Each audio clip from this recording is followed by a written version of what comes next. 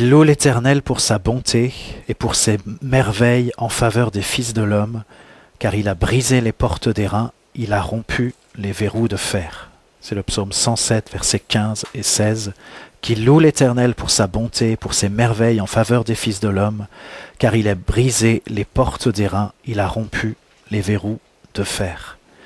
Et dans Ésaïe 45, verset 2, il est écrit aussi « Je marcherai devant toi, j'aplanirai les chemins montueux, je romprai les portes d'airain et je briserai les verrous de fer. » Bonjour à tous, bonjour à ceux que je n'ai pas encore salués, il y en a quelques-uns. Bonjour à ceux qui nous suivent ou qui nous suivront par le biais des réseaux. Ce matin, je voulais commencer avec une photo qui va bientôt arriver, ben voilà, elle est là. Je voulais commencer avec cette photo et le titre de mon message c'est 2024, desserrer l'étau. 2024, desserrer l'étau. Et vous savez, je l'ai verbalisé quelques fois, mais j'ai plusieurs fois ressenti ou même vu qu'il y avait un étau et que cet étau était serré sur nous, que parfois nous arrivions à le desserrer, mais que finalement il se resserrait à nouveau et nous le redesserrions encore un peu, mais il se resserrait encore, comme si c'était toujours un aller-et-vient, comme une sorte de lutte, une sorte de combat. Et parfois, effectivement, nous arrivons à desserrer l'étau, nous arrivons dans des moments de louange particuliers, avec des proclamations particulières. Ce matin, je crois que c'était un moment où on a desserré l'étau aussi, même si nous n'étions pas tous ensemble, mais je pense qu'un certain nombre d'entre nous ont perçu la tonalité qui était là et l'ont manifestée, et ça contribue à desserrer l'étau. Et alors ce que je voudrais vous dire, je commence par quelque chose qui est très simple, peut-être simpliste, mais je voudrais qu'on soit chacun conscient que chaque fois que nos confessions, et forcément avec nos confessions, eh bien, il y a nos attitudes, chaque fois que nos confessions sont conformes à ce que Dieu nous dit, à la perspective qu'il nous donne et aux promesses qu'il nous a faites, alors l'étau se dessert. Mais chaque fois que nos confessions et nos attitudes ne sont pas conformes à ces choses-là, eh bien, l'étau se resserre. Et on est toujours en train d'osciller sans cesse entre des confessions conformes et des confessions non conformes. Ce qui fait que l'étau ne cesse de se desserrer et de se resserrer encore et encore. Et peut-être même vous-même, vous pouvez parfois sentir les mâchoires de cet étau sur vos vies, sur vos propres vies. Et la question que j'aimerais nous poser, l'interpellation que j'aimerais nous adresser ce matin, c'est allons-nous en 2024 desserrer cet étau d'une manière définitive? Nous avons besoin d'être débloqués, un étau à desserrer, c'est débloquer et relâcher ce qui est serré. Alors nous avons besoin d'être débloqués, mais je crois que nous le sommes, et relâcher définitivement. Le temps est venu pour nous d'écarter les mâchoires de cet étau et d'en sortir une bonne fois pour toutes. Comment? Eh bien, en mettant en conformité nos paroles avec la parole de Dieu. Proverbe 18, versets 20 et 21 nous dit « C'est du fruit de sa bouche que l'homme rassasie son corps, c'est du produit de ses lèvres qu'il se rassasie. La mort et la vie sont au pouvoir de la langue. Quiconque l'aime en mangera les fruits. » Vous voyez, ces deux versets nous disent de manière claire et nette que nous avons un pouvoir. Nous avons un pouvoir sur nous-mêmes et sur les autres, et c'est un pouvoir qui est important parce que c'est un pouvoir de vie et un pouvoir de mort. Alors comment s'exerce ce pouvoir de vie et pouvoir de mort? Eh bien il s'exerce par la langue, il s'exerce par les paroles qui sortent de notre bouche. Et de manière peut-être étrange, de manière contre-intuitive, ce que nous dit la Bible, ce qu'elle nous enseigne, c'est que c'est ce qui sort de notre bouche dont nous allons nous rassasier, dont nous allons nous nourrir. C'est-à-dire ce qui sort de notre bouche va déterminer ce que nous allons vivre à l'intérieur de nous-mêmes et ce que nous allons manifester à l'extérieur de nous-mêmes. Ce que nous vivons est donc directement en correspondance avec ce que nous disons.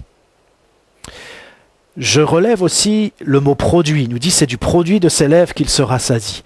Quand il est question de produit, ça veut dire qu'il y a toute une production. Il y a un système de production de la parole. Nous, parfois, on se dit, voilà, les mots qui sortent de notre bouche, c'est juste des mots. Mais non, ce n'est pas des mots. c'est tout un système de production qui étaye, il y a un étayage qui est là et qui est le soutien des mots que nous prononçons. On dit parfois les écrits restent et les paroles s'envolent, mais j'aimerais que nous puissions être conscients que les paroles ne s'envolent pas, ou plutôt d'une certaine manière, elles s'envolent parce qu'on les oublie, mais elles produisent pleinement leur effet. Parce qu'il y a ce système de production qui soutient nos paroles, qui soutient les mots qui sortent de notre bouche. Et c'est pour ça que ce pouvoir est si grand, pouvoir de vie et pouvoir de mort. Jacques 3, verset 10 nous dit « De la même bouche sortent la bénédiction et la malédiction. Il ne faut pas, mes frères, qu'il en soit ainsi. » Et voyez, nous sommes capables de bénir au travers de nos paroles, au travers de cet étayage que je viens de mentionner, mais nous sommes aussi capables de maudire de la même manière, avec notre bouche. Et alors, pour être très rapide, on peut peut-être juste se demander, mais qu'est-ce que c'est qu'une bénédiction et qu'est-ce que c'est qu'une malédiction? Ou qu'est-ce que ça veut dire bénir et qu'est-ce que ça veut dire maudire? Eh bien, si on regarde l'étymologie et de manière très simple, pour ne pas dire simpliste, eh bien, maudire, c'est dire mal et bénir, c'est dire bien. Maintenant, dire bien ou mal en fonction de quoi? Quel est le repère? Quel est le fil à plomb qui va déterminer, qui va nous permettre, nous éclairer, nous permettre de dire, voilà, là j'ai béni ou là j'ai maudit. Là j'ai bien dit et là j'ai mal dit. Eh bien, qu'est-ce qui détermine ce qui est bien ou mal? Eh bien, c'est très simple. C'est la volonté de Dieu révélée par sa parole. Chaque fois que nous nous accordons et que notre bouche proclame la parole de Dieu, il y a cet alignement entre ce que Dieu dit et ce que nous disons, entre la volonté de Dieu et ce que nous manifestons au travers de notre bouche, alors là nous bénissons. Mais chaque fois que nous ne faisons pas ça, eh bien nous maudissons. Alors, ça veut dire que le champ de la malédiction est beaucoup plus important et beaucoup plus grand que ce qu'on pourrait penser. Parce qu'à chaque fois qu'on n'est pas en accord avec la parole de Dieu, avec la volonté de Dieu, eh bien nous disons mal. Et lorsque nous disons mal, eh bien nous maudissons. Peut-être c'est pas comme ça qu'on envisageait les choses, mais pourtant maudire c'est un mot qui est très simple, c'est dire mal. Dire mal par rapport à ce qui est bien, par rapport à la volonté de Dieu qui est bonne, agréable, parfaite et qui nous est révélée par sa parole. Et voyez, le diable, il n'a besoin que d'un tout petit accord de notre part pour pouvoir agir. Même un accord extorqué par la tromperie. Et c'est ce qui se passe dans le jardin d'Éden. Il y a une remise en question de la part de Ève, de la part d'Adam, une remise en question qu'on pourrait peut-être dire c'est minime, une remise en question de la parole de Dieu. Donc il y a une forme de désaccord avec cette parole. Et puis il y a un accord qui est donné à la parole de l'adversaire. Même si cet accord eh bien, est obtenu par la tromperie, par une manigance, par une stratégie qui est mensongère, eh bien il y a quand même cet accord. Et ce désaccord avec la parole de Dieu et cet accord avec la parole de l'adversaire, eh bien a plongé l'humanité entière dans les ténèbres et a accordé un pouvoir que l'adversaire n'avait pas mais qu'il a acquis de cette manière-là. Cette scène du jardin d'Éden, elle ne cesse d'être rejouée dans nos propres vies. Nous ne cessons de rejouer cette scène qui est arrivée à Adam et Ève toutes les fois où nous nous déplaçons, où il y a ce désaccord entre ce que nous disons et la parole de Dieu, et toutes les fois où ce que nous disons finalement s'accorde, même si c'est d'une manière tronquée, même si c'est d'une manière faussée, d'une manière mensongère, avec la parole de l'adversaire. Et la stratégie la plus fréquente que le diable utilise, eh bien, ça commence par une attaque en règle dans nos pensées. Une attaque en règle dans nos pensées. Généralement, je crois que ça commence comme ça. J'ai mis entre parenthèses un matraquage subtil. Vous savez, un matraquage, c'est quelque chose, c'est fort, mais en même temps qu'il y a ce matraquage dans nos pensées, il y a aussi cette subtilité que l'adversaire utilise. Et cette attaque en règle dans nos pensées, qu'est-ce que ça fait? Ça génère une certaine manière de voir nos circonstances, ou les circonstances de manière plus vague. Et puis c'est vrai aussi qu'on peut dire que l'adversaire agit aussi sur les circonstances, peut-être pour renforcer parfois ce qu'il met dans nos pensées, pour renforcer l'apparence de vérité qu'il insuffle dans nos pensées, dans nos raisonnements.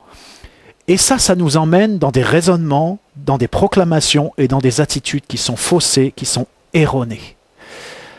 Et j'ai remarqué, peut-être pour dire un mot sur la manière dont le diable influence nos pensées et la manière dont il joue aussi avec les circonstances, c'est que ce soit une circonstance que l'adversaire suscite ou que ce soit même une circonstance que Dieu a prévue dans ta vie, eh bien, l'adversaire peut être au courant de ce qui va se passer d'une certaine manière et il prépare le terrain, toujours en semant des pensées pour préparer cette circonstance qui va arriver. Et lorsque cette circonstance arrive, eh bien, tu as ces pensées qui sont là, qui vont connecter avec la situation et qui vont tout de suite donner une coloration particulière aux circonstances qui est conditionnée, qui est déterminée, si on se laisse faire, par les pensées mauvaises que l'adversaire a insufflées dans nos pensées. Souvenons-nous que, aussitôt après avoir fait une proclamation extraordinaire, lorsque Pierre reconnaît Jésus comme le Messie, eh bien, très peu de temps après, sans doute quelques minutes, peu de temps après, eh bien, Jésus le reprend en lui disant « Arrière de moi, Satan, tes pensées me sont en scandale ». Et dans nos pensées, il y a les pensées de Dieu, il y a les pensées de l'adversaire, et il y a nos propres pensées. Et l'adversaire, voilà comment il fait. Nous parvenons à desserrer l'étau, mais il prend son temps, il insuffle des pensées, il joue avec les circonstances, et puis il arrive à grignoter le terrain qui avait été étendu, qui avait été élargi, et il reprend la place et il resserre l'étau. Psaume 119, verset 11, nous indique sur le seul garde-fou que nous avons pour faire face à cette situation. « Je serre ta parole dans mon cœur afin de ne pas pécher contre toi. » Je serre ta parole dans mon cœur afin de ne pas pécher contre toi. Et puis je voulais souligner aussi ce que Dieu dit à Job lorsqu'il commence à lui répondre. C'est intéressant aussi. Job 39, verset 2 nous dit « Qui est celui qui obscurcit mes desseins par des discours sans intelligence ?» Parce que oui, ça signifie que par nos paroles, il est possible d'obscurcir les desseins de Dieu. Qu'est-ce que ça veut dire? Ça veut dire assombrir les desseins de Dieu et cacher les desseins de Dieu par nos propres paroles. Alors voilà, ça c'est simplement une introduction rapide, mais enfin rapide, c'est relatif. Et ce que je voudrais faire maintenant, c'est qu'on puisse regarder ensemble dans la parole quelques situations qu'on pourrait qualifier de situations étau, c'est-à-dire quelques situations dans la Bible où on voit bien que les personnes ou les groupes de personnes sont pris dans cet étau. Alors, la première chose que je voudrais qu'on puisse regarder, ça se trouve dans Exode, on va lire le texte, Exode 14, versets 8 à 18, et ça nous parle du moment où le peuple de Dieu est sorti d'Égypte, il est face à la mer Rouge qui est fermée, et puis il y a l'armée de Pharaon qui arrive sur eux, qui arrive derrière eux. Exode 14, versets 8 à 18. « L'Éternel endurcit le cœur de Pharaon, roi d'Égypte, et Pharaon poursuivit les enfants d'Israël. Les enfants d'Israël étaient sortis la main levée. Les Égyptiens les poursuivirent et tous les chevaux, les chars de Pharaon, ses cavaliers et son armée les atteignirent campés près de la mer, vers Pi-Hahiroth, vis-à-vis de Baal-Tséphon. Pharaon approchait. Les enfants d'Israël levèrent les yeux et voici les Égyptiens étaient en marche derrière eux. Et les enfants d'Israël eurent une grande frayeur et crièrent à l'Éternel. Ils dirent à Moïse, « N'y avait-il pas des sépulcres en Égypte sans qu'il fût besoin de nous mener mourir au désert? Que nous as-tu fait en nous faisant sortir d'Égypte? N'est-ce pas là ce que nous te disions en Égypte? Laisse-nous servir les Égyptiens, car nous aimons mieux servir les Égyptiens que de mourir au désert. » Moïse répondit au peuple, « Ne craignez rien, restez en place et regardez la délivrance que l'Éternel va vous accorder en ce jour, car les Égyptiens que vous voyez aujourd'hui, vous ne les verrez plus jamais. L'Éternel combattra pour vous, et vous gardez le silence. » L'Éternel dit à Moïse, « Pourquoi ces cris?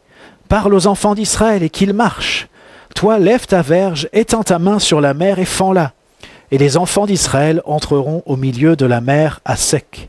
Et moi je vais endurcir le cœur des Égyptiens pour qu'ils y entrent après eux, et Pharaon et toute son armée, ses chars et ses cavaliers feront éclater ma gloire. Et les Égyptiens sauront que je suis l'Éternel, quand Pharaon, ses chars et ses cavaliers auront fait éclater ma gloire. » À ce moment-là de l'histoire du peuple d'Israël, eh bien, le peuple est pris dans un étau qui est redoutable. Parce que devant, eh bien, il y a la mer Rouge, et c'est absolument impossible de passer. Et derrière, eh bien, il y a Pharaon avec toute son armée.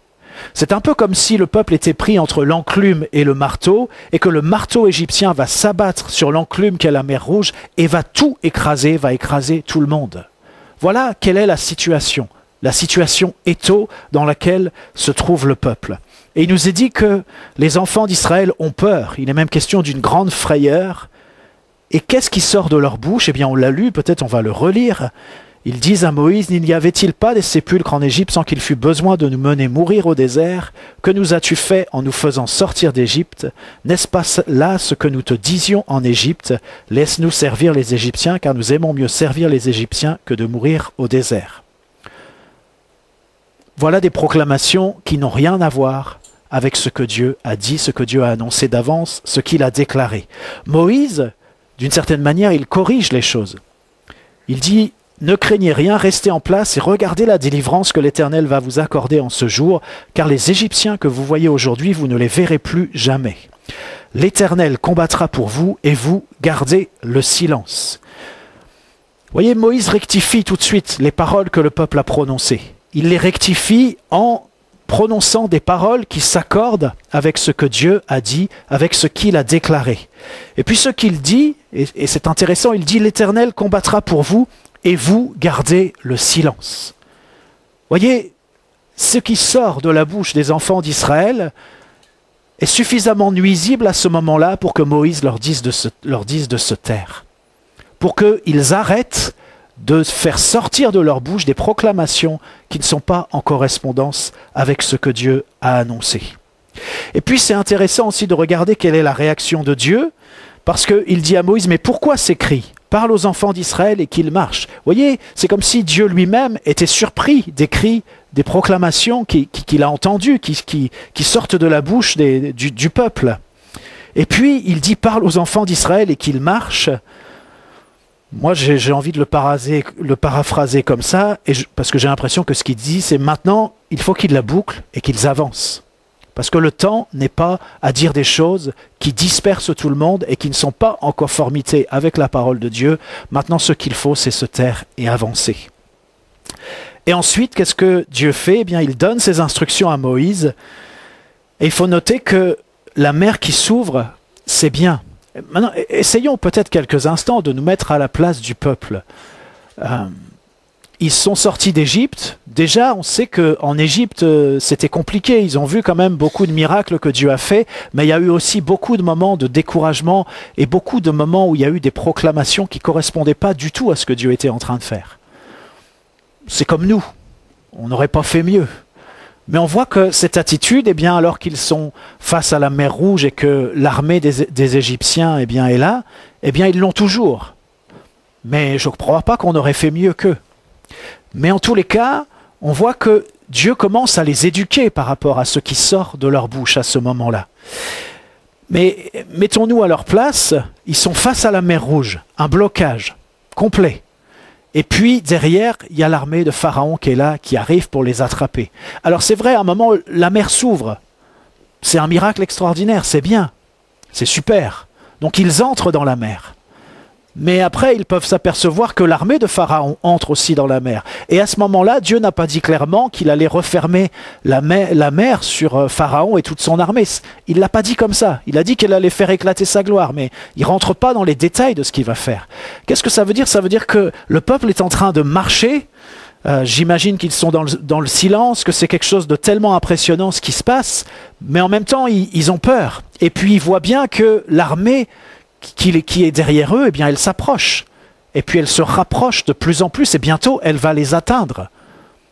Donc on peut comprendre qu'ils aient peur, et on peut comprendre qu'ils aient dit des choses qui n'étaient pas conformes à ce que Dieu avait dit, et on peut comprendre, même si ensuite, certainement, ils se taisent, eh bien, qu'ils n'en pensent pas moins, si je peux dire ça comme ça. Et puis, effectivement, l'armée se rapproche tellement qu'à un moment, eh bien, l'armée est sur le point d'atteindre le peuple de Dieu. Mais qu'est-ce que Dieu fait? Eh bien, le texte nous dit que la nuée qui était devant, eh bien, elle vient se placer, la colonne de nuée, la colonne de feu, il y a les deux termes, elle vient se placer entre le peuple de Dieu et le camp des Égyptiens. Et alors effectivement, nous on connaît la suite, on sait que le peuple de Dieu va sortir, Moïse à nouveau sur les instructions de Dieu va lever son bâton et la mer va se refermer sur les Égyptiens. Alors voilà, on est dans cette situation étau, et peut-être si on réfléchit quelques instants, peut-être ce qu'on pourrait dire déjà, c'est que cette attitude que le peuple a eue en Égypte, cette attitude que le peuple a eue face à la mer Rouge, eh bien, dans tout son parcours, il n'a pas cessé de l'avoir. C'est-à-dire que lorsque ça a été le moment de rentrer dans le pays promis et qu'il y a eu des espions qui ont été envoyés, vous vous souvenez peut-être du rapport des espions qui ont dit oui, c'est bien le bon pays, ça correspond bien à la description que Dieu en a fait, mais le problème c'est qu'il y a des géants, et puis nous on est tout petits, c'est comme si on était des sauterelles devant eux, et puis c'est ce que nous étions.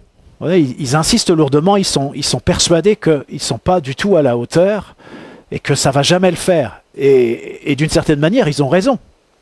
Parce que si on ne considère pas ce que Dieu a dit, c'est sûr, ça ne va jamais le faire. Mais il y a aussi Josué et Caleb qui font entendre une voix différente, une voix qui s'accorde avec ce que Dieu a dit. Mais vous connaissez l'histoire, vous savez que eh bien, le peuple finalement va s'aligner avec la parole des 10 espions qui n'est elle-même pas alignée avec ce que Dieu a dit, et que ce que Josué et Caleb ont dit, eh bien, ça va être mis de côté, même si c'était véritable. Et puis voilà, on part pour tourner pendant 40 ans dans le désert. Et voyez, ce que j'essaie de nous dire, c'est que il y a des comportements qui pendant tout un temps sont normaux.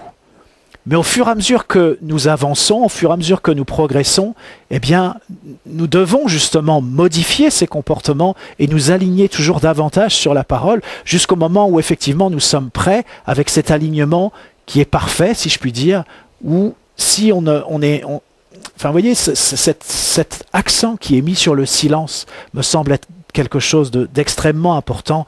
C'est-à-dire que, oui, il y a des moments où on n'est pas capable, pour toutes sortes de raisons, de dire ce que Dieu dit. Mais dans ces moments-là, eh bien, il vaut mieux se taire. Il vaut mieux se taire que de déclarer des choses qui sont en opposition ou qui sont différentes, mais si c'est différent, c'est en opposition avec ce que Dieu est en train de dire et est en train de faire.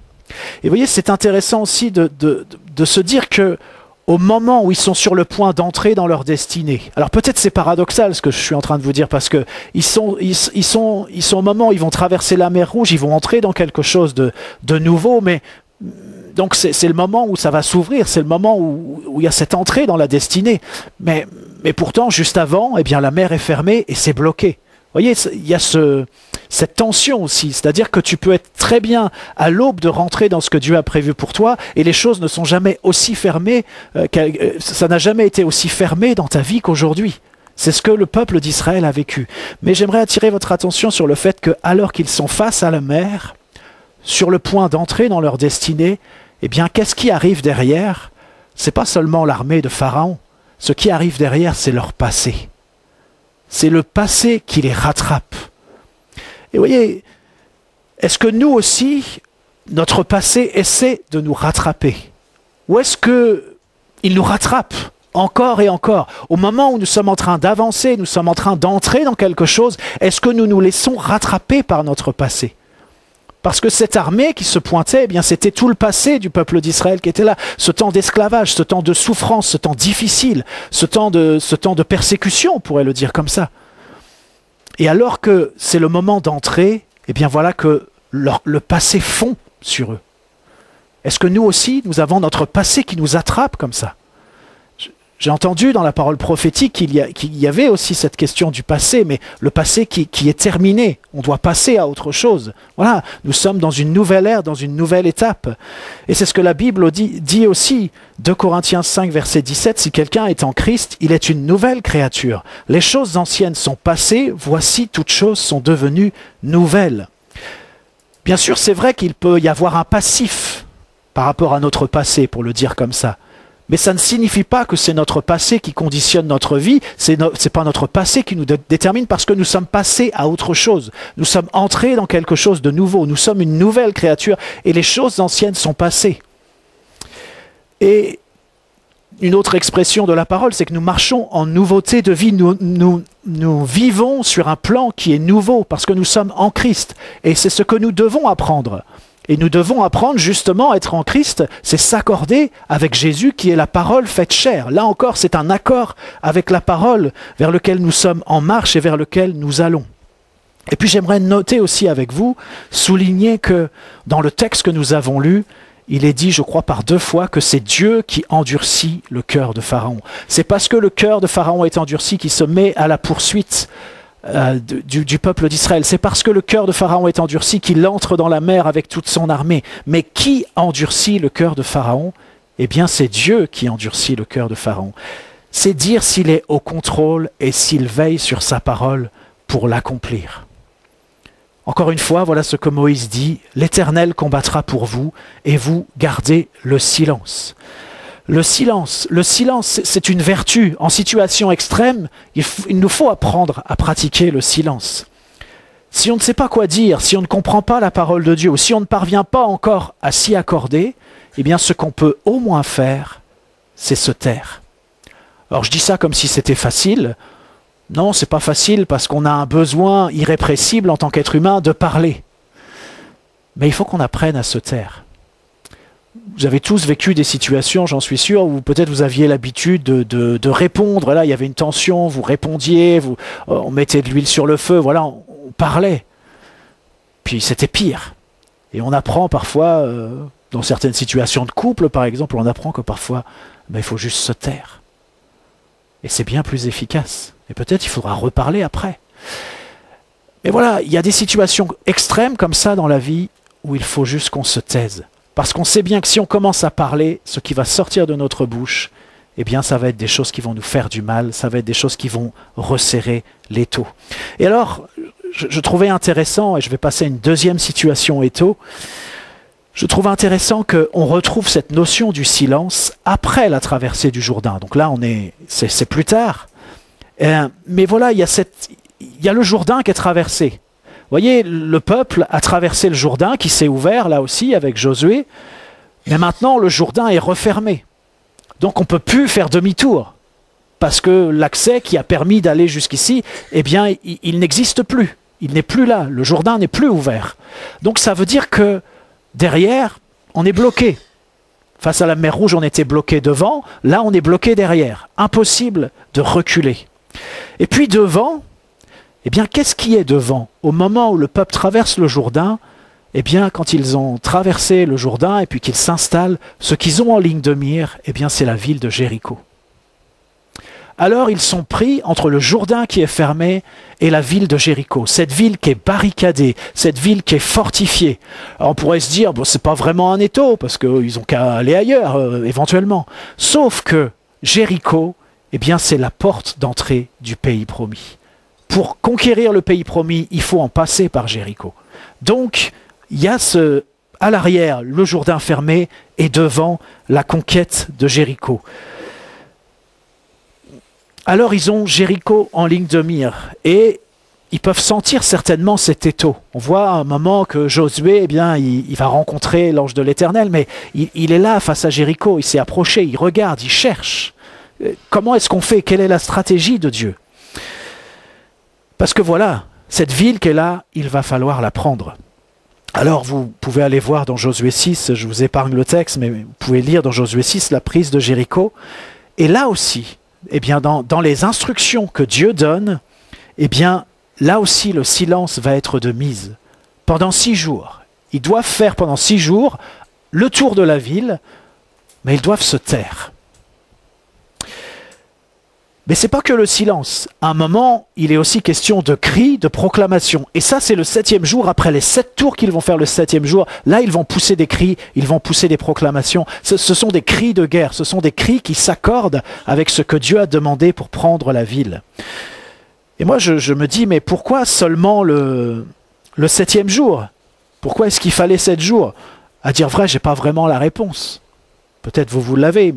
En tout cas, on peut réfléchir, mais une des choses que je crois, c'est que le peuple avait besoin d'entrer dans un processus d'obéissance avant d'être en capacité d'ouvrir la bouche d'une manière conforme à la parole et à la volonté de Dieu.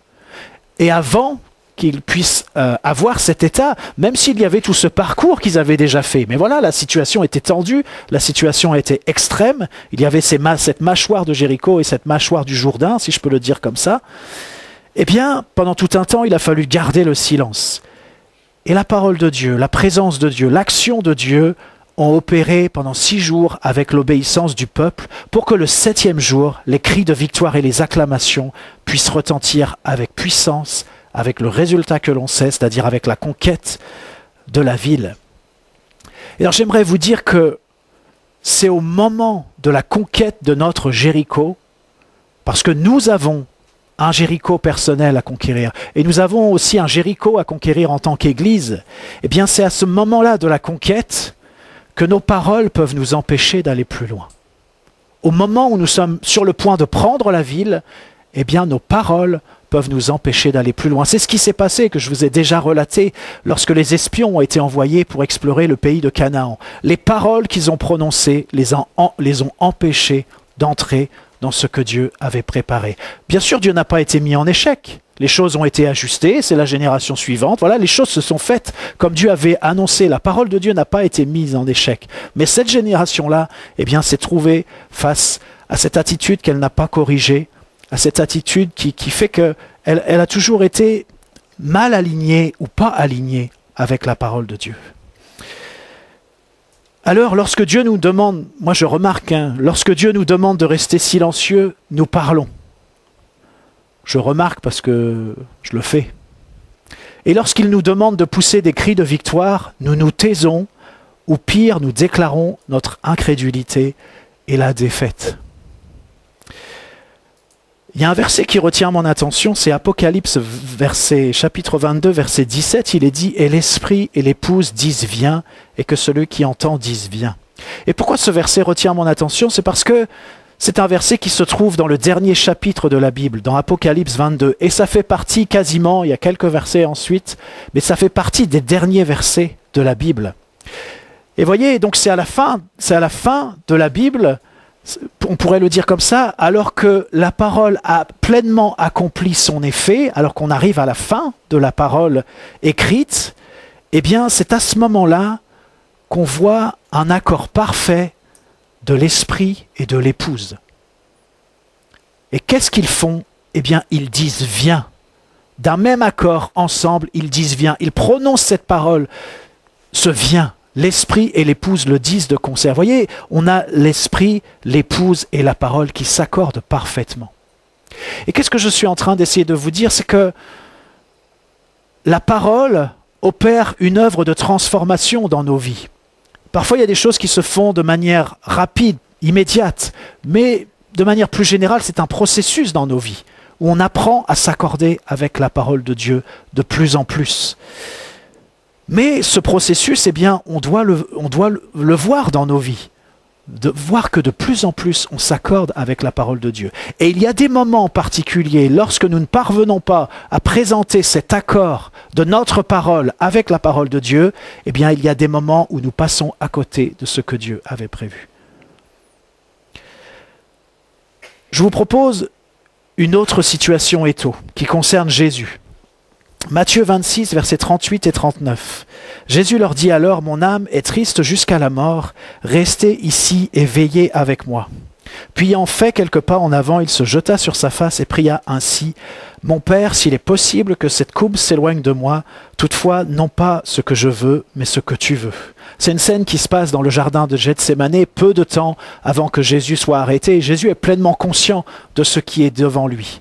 Alors oui, d'une certaine manière, c'est tellement énorme en termes de souffrance, en termes de... Je ne sais même pas quel mot employer, mais c'est tellement énorme ce qui est devant lui. Donc c'est comme si ça faisait blocage, c'est cette mâchoire qui est là, qui pèse sur lui. Et puis, on sait, c'est dans Luc, mais les mots qui sont employés sont forts, il est question d'agonie. Jésus est à l'agonie. Il nous est dit aussi qu'il y a même, sa sueur se transforme en grumeaux de sang et des grumeaux de sang qui tombent à terre. Voyez un peu l'intensité du moment, l'intensité de ce que Jésus est en train de vivre. Je ne vais pas développer beaucoup, mais ce que je voudrais juste souligner, c'est que dans cette situation, eh bien Jésus est pris en étau. Il est pris en étau. D'un côté, il y a sa volonté, si c'était possible, si c'est possible que cette coupe s'éloigne de moi. Et puis de l'autre côté, il y a la volonté du Père, voyez. Et Jésus est au milieu. D'une certaine manière, il y a quelque chose en lui qui voudrait échapper à ce moment, et on le comprend. Mais en même temps, il y a la soumission à la volonté de son Père. Et puis, on le sait, Jésus va trancher pour la volonté de son Père. Mais j'aimerais nous dire que souvent nous sommes confrontés à ce genre de situation, pas avec la même intensité, mais parfois avec une certaine intensité, où il y a un choix à faire entre notre propre volonté et la volonté de Dieu. Et ça, c'est des moments étaux, parce que nous sommes pris entre notre propre volonté qui peut se manifester parfois d'une manière si forte, et la volonté de Dieu, et parfois on peut avoir conscience qu'il y a des difficultés ou des défis à relever, à s'aligner avec cette volonté de Dieu. Galates 5, 17 nous dit « Car la chair a des désirs contraires à ceux de l'esprit, et l'esprit en a de contraires à ceux de la chair. Ils sont opposés entre eux, afin que vous ne fassiez point ce que vous voudriez. » Alors oui, c'est vrai, il y a des moments où le combat entre notre volonté propre et la volonté de Dieu, il y a des moments où le combat est rude. Mais faire la volonté de Dieu, c'est le bon choix. C'est un choix salutaire et c'est un choix libérateur.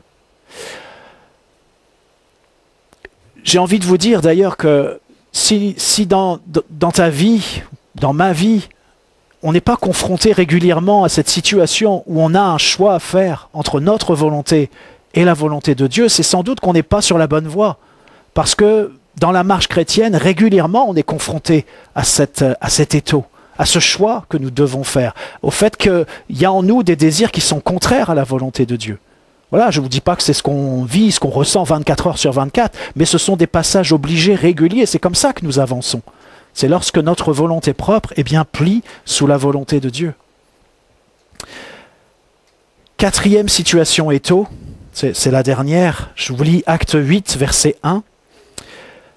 Saul avait approuvé le meurtre d'Étienne. Il y eut ce jour-là une grande persécution contre l'église de Jérusalem, et tous, excepté les apôtres, se dispersèrent dans les contrées de la Judée et de la Samarie. Vous voyez, on est à un moment particulier de l'histoire de l'église, j'ai envie de dire un moment charnière, un moment où les choses vont s'ouvrir d'une manière tellement incroyable, mais la réalité de ce à quoi sont confrontés les chrétiens à ce moment-là, c'est la réalité de la persécution. Porte ouverte nous parle de la persécution étau. On pourrait peut-être utiliser ce mot-là, mais là c'est plus que la persécution étau en réalité, parce qu'ils sont obligés de s'enfuir. Ils se dispersent, ils prennent la fuite. Alors moi je me suis dit, mais imaginons que je doive prendre la fuite, ou imaginons que tu doives prendre la fuite. Comment est-ce qu'on fuit ? Comment est-ce qu'on se disperse ? Comment est-ce qu'on part de chez soi ? Comment est-ce qu'on quitte sa ville ? Comment est-ce qu'on quitte tous ses repères ? C'est compliqué. C'est compliqué, même si peut-être la situation nous force à le faire. Voyez, d'un côté, il y a la persécution, et de l'autre, il y a l'inconnu. Il y a ce saut dans l'inconnu. Et je trouve admirable, vous voyez, que ces chrétiens qui partent comme ça, qui sont dispersés, qui prennent la fuite, eh bien on sait que c'est comme ça que ça commence, le fait que l'évangile soit répandu partout. Et c'est parce qu'il y a ce moment-là qu'aujourd'hui nous avons l'évangile. En tout cas, ça contribue. Et alors vous voyez, je trouve admirable ces chrétiens qui sont en fuite, qui fuient la persécution, eh bien qu'est-ce qu'ils font ? Ils répandent la parole. Je ne développe pas beaucoup, mais ce que je veux souligner simplement avec cette situation que je considère aussi comme une situation étau, c'est que bien souvent, nous aussi, nous sommes confrontés à des difficultés. On sait bien que la situation actuelle, eh bien, on sent que les choses se resserrent sur nous. On n'est pas dans un moment où on est obligé de fuir. Peut-être un jour, ça arrivera, je ne sais pas. C'est pas tout à fait comparable, mais on sent bien qu'il y a quelque chose qui se resserre. Mais en même temps, on sent bien cet appel de Dieu à aller. Cet appel de Dieu à aller vers l'inconnu. Et c'est ça qui est intéressant, c'est quel est notre rapport à l'inconnu. Ces chrétiens, là, à ce moment-là, voilà, ils font un saut dans l'inconnu, ils partent comme ça, ils fuient, ils sont dispersés. Mais dans cette dispersion, eh bien, ils manifestent le royaume de Dieu, ils transmettent le message, ils transmettent la parole de Dieu. Bien sûr, s'ils transmettent la parole de Dieu, c'est que même dans cette situation de fuite, de dispersion, il y a toujours cet accord entre l'enseignement des apôtres, pour le dire comme ça, entre la parole de Dieu et puis ce qu'ils communiquent aux autres. C'est pour ça que ça a un impact. Et alors je me disais, mais est-ce que je suis prêt, est-ce que nous sommes prêts à aller vers l'inconnu? Quel est notre rapport à l'inconnu? Et j'aimerais nous dire aussi que pour Dieu, il n'y a pas d'inconnu. Ce qui est inconnu pour nous, oh, il y a beaucoup de choses qui sont inconnues pour nous. Mais Dieu, pour lui, tout est connu, tout est maîtrisé, tout est sous son regard, tout est entre ses mains. Pas d'inconnu pour Dieu. Et vous voyez, c'est compliqué pour nous l'inconnu, parce que ça veut dire qu'on n'a pas la maîtrise de quoi que ce soit. On est dans quelque chose qu'on ne connaît pas, on est dans quelque chose qu'on ne maîtrise pas. La seule chose qu'on a, c'est notre confiance en Dieu, c'est notre foi en Dieu, c'est la parole de Dieu. Et lorsque tu entres dans cet inconnu, lorsque peut-être Dieu te fait passer par un temps où tu es dans l'inconnu, eh bien c'est là que tu peux mesurer où est-ce que tu en es par rapport à la parole de Dieu. Est-ce que dans cet inconnu, eh bien tu perds pied? Est-ce que dans cet inconnu, eh bien tu t'accroches à la parole? Est-ce que dans cet inconnu, eh bien c'est compliqué, mais tu sens que voilà, tu arrives à t'accrocher, tu sens que Dieu fait son œuvre ou pas? Ou alors peut-être tu sens que dans cet inconnu, tu es complètement à l'aise. Voilà, tous les degrés sont possibles. Encore une fois, l'inconnu peut être pour nous, ça peut sembler paradoxal de le dire comme ça, mais il y a cette pression de la persécution qui pousse les chrétiens vers l'inconnu, et il y a parfois la pression de Dieu dans nos vies qui nous pousse aussi vers l'inconnu, et c'est une forme d'étau, parce que plonger dans l'inconnu avec succès, eh bien ça implique un accord entre notre parole et la parole de Dieu.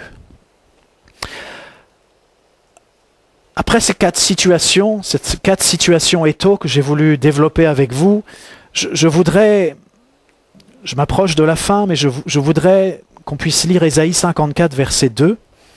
Je voudrais terminer avec la pensée de l'élargissement, parce que oui, cet étau qui s'ouvre, cet étau qu'on dessert, eh bien, c'est un élargissement qui se produit. Et Ésaïe 54, verset 2 nous dit « Élargis l'espace de ta tente, qu'on déploie les couvertures de ta demeure, ne retiens pas, allonge tes cordages et affermis tes pieux. » Voilà, cet élargissement, c'est une autre manière de parler donc, du desserrement de cet étau.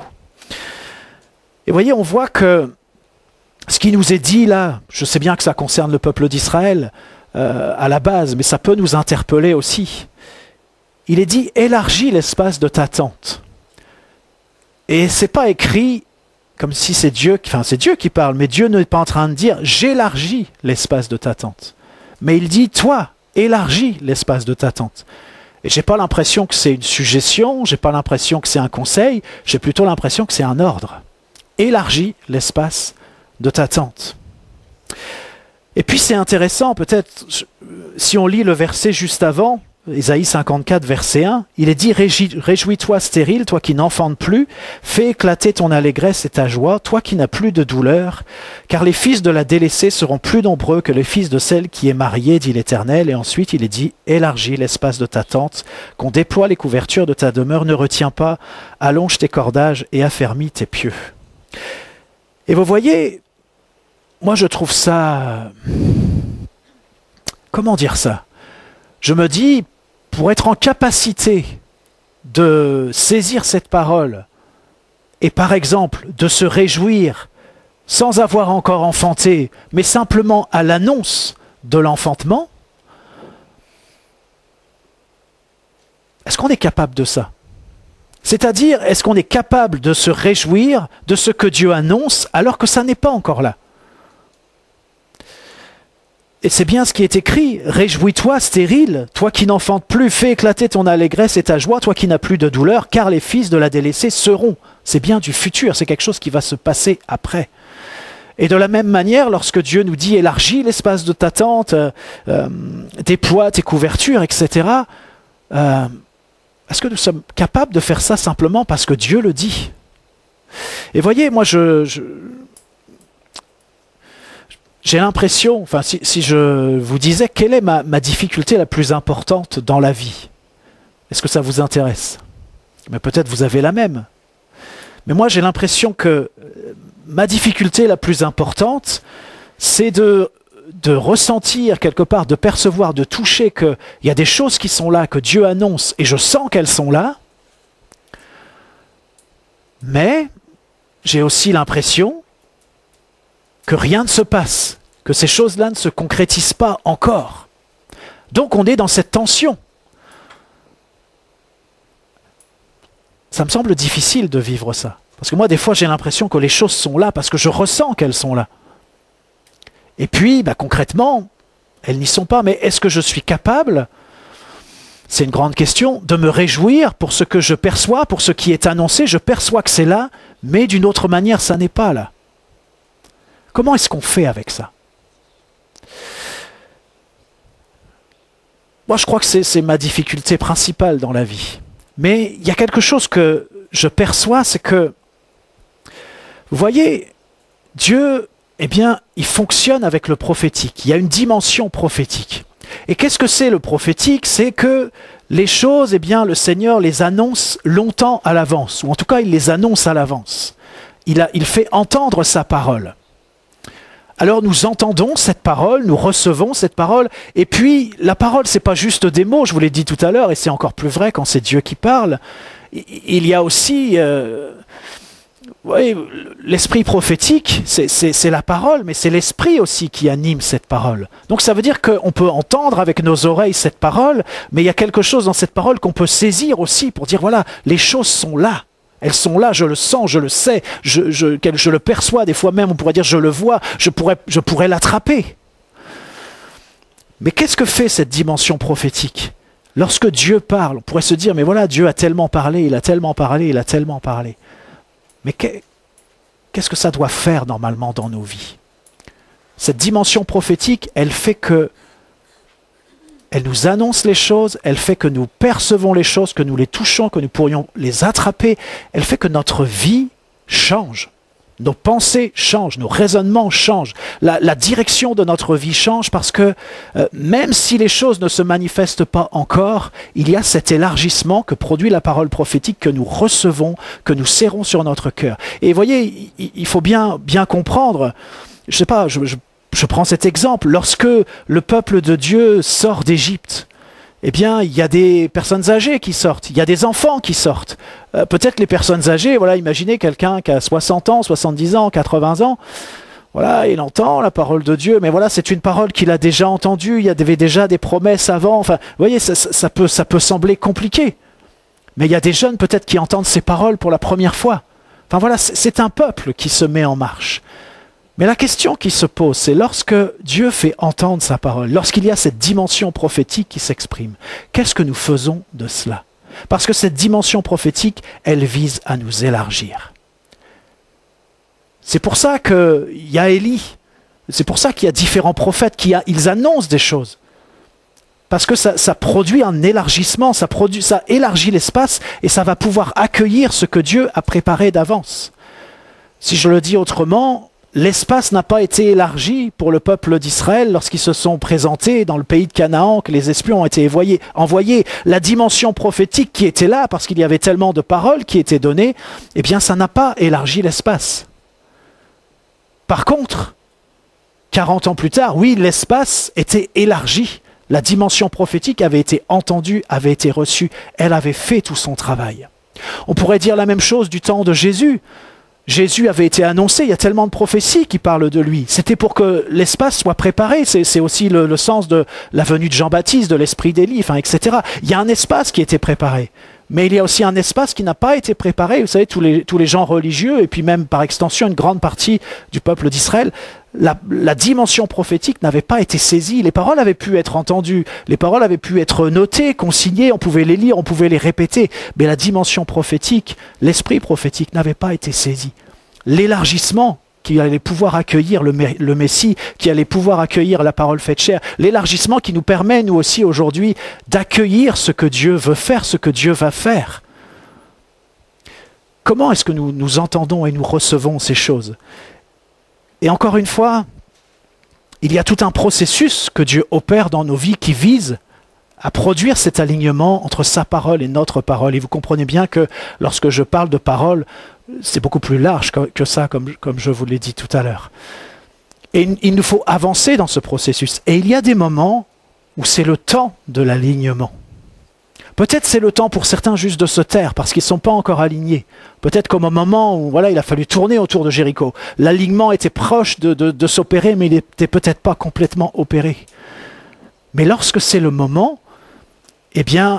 on n'en reste pas à la dimension prophétique qui annonce les choses, qui prépare les choses, qui élargit l'espace et qui nous demande aussi d'élargir notre espace. Eh bien, quand c'est le moment, c'est le moment.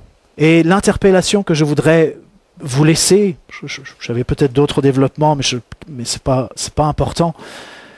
J'aimerais que nous puissions penser à cet étau qui se dessert et qui se resserre en fonction de la manière dont nous saisissons la parole de Dieu et dont nous proclamons à notre tour la parole de Dieu.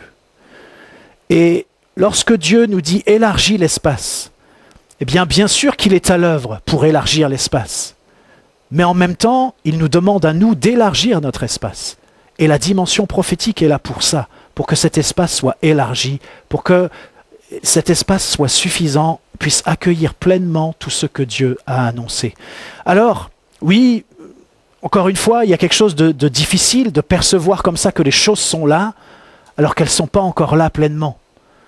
Mais on ne peut pas comme ça en rester là en se disant, bah voilà, c'est une information, ça sera pour plus tard. Non, non, la parole de Dieu, elle nous est donnée, la dimension prophétique, elle est donnée pour qu'il y ait un travail qui s'opère dans nos vies, pour que nous puissions nous aligner à cette dimension, parce que cette dimension, elle est véritable, et ce que Dieu annonce, parfois longtemps à l'avance, eh bien, il veille sur sa parole pour l'accomplir, et il l'accomplit quand c'est le temps, quand c'est le moment.